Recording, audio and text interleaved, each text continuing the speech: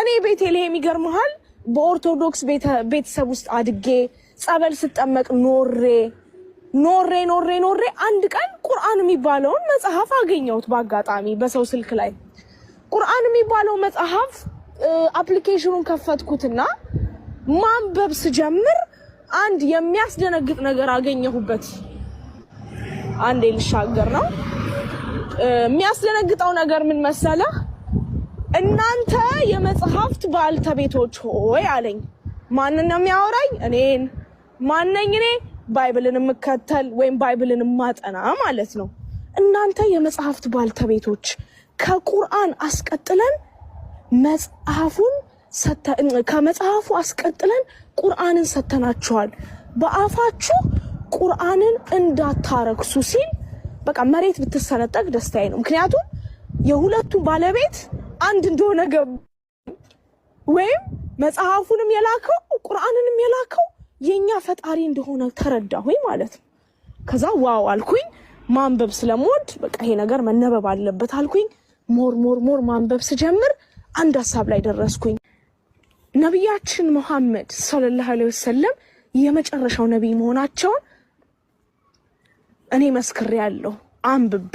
ከሱም በላይ ግን ወደ መጽሐፍ ቅዱስ ስንመጣ መጽሐፍ ቅዱስ ውስጥ ያልተሟሉ ፕሮፌሲዎች አሉ ወይም ራእዮች አሉ።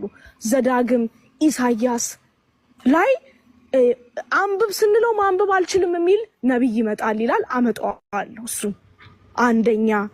ሰላምን የሚሰብክ ነብይ ይመጣል ይላል። ሁለተኛ። ማን ነው ሰላምን የሰበከ? ኢስላም ሚንስ ሰላም። ገባ? ሶስተኛ ከፋራን ተራራ ይመጣል ይላል። ማን ነው ከፋራን ተራራ የመጣው? ፋራን ተራራ የት ነው ብለ ደግሞ ለማየት ስትሞክር እሱን እስማኤል በደንብ ይመጣበታል። ፋራን ተራራ የት ነው? መካ ነው። ስለዚህ ወይ መጽሐፍ ቅዱስ ዋሽቷል አይደለ? ወይም ህዝቡ እየዋሸ ነው ማለት ነው። አሁን ለምን በአረብ መጣ? አሁን ብዙ ሰዎች ኦፌንድ የሚያደርጋቸው አረብኛ መሆኑ፣ ከአረብ ምድር መምጣቱ፣ ቁርአን አረብኛ መሆኑ ያናድዳቸዋል። ሊያናድድህ የሚገባው በእስራኤል ምድር ቢመጣ እኔ እናደድ ነበር። ለምን በለኝ። እስራኤሎች ኢየሱስንም አልተቀበሉማ። ያ ሁሉ ሚራክል እያዩ ሙሴ ያ ሁሉ ተአምር እያሳያቸው አላመኑማ። ገባ? ያ ሁሉ ድህነት ተደርጎላቸው መና ወርዶላቸው they are the disbelievers። ለምንድን ነው በእነሱ ምድር የሚመጣው?